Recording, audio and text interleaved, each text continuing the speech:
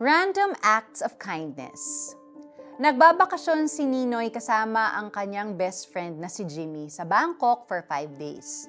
One time, pumunta sila sa isang busy intersection malapit sa BKK Zoo. Maraming pedestrians ang naghihintay ng green light. Dahil walang dumadaan na sasakyan, tumawid na si Ninoy. Naiwan si Jimmy. Ang problema, hindi napansin ni Ninoy ang isang mabilis na motorsiklo na parating. Nahagip siya at tumilapon ng 5 metro ang layo. Nawalan siya ng malay for 5 minutes. Nang magising siya, hindi na alam kung nasaan siya o kung ano ang nangyari sa kanya. It took a while bago bumalik ang tamang pag-iisip niya.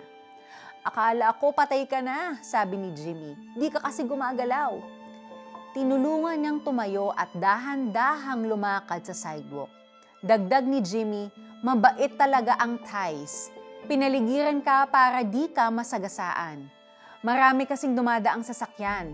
May nag-abot ng eyeglasses mo sa akin, may tumawag ng ambulansya.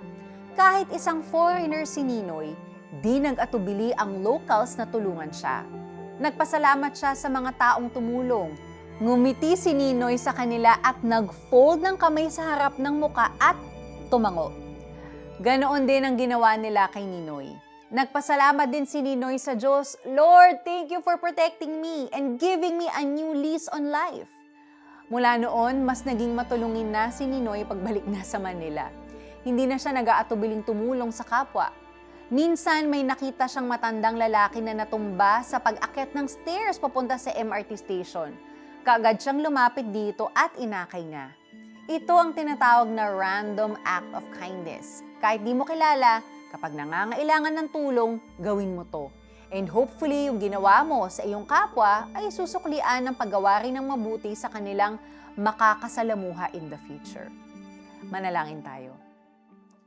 Tulungan po ninyo ako, Panginoon, na maging sensitibo sa mga pangangailangan ng mga tao sa aking paligid. Naway makatulong po ako sa kanila. Amen.